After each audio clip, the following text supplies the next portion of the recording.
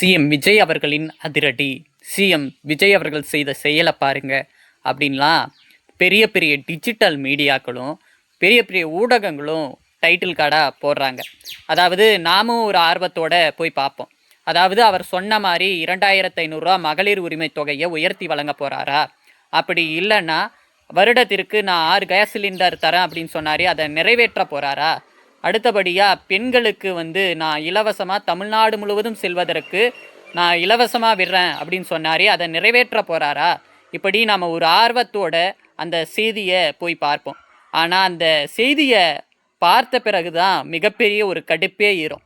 ஏன்னா அவர்கள் போடக்கூடிய செய்தி என்னவாக இருக்கும் அப்படின்னா, விஜய் அவர்கள் அவர் அமர்ந்திருந்த பேருந்தில் அவரே அந்த பேருந்தினுடைய கண்ணாடியை மூடினார் அப்படின்ட்டு செய்தி போடுவாங்க.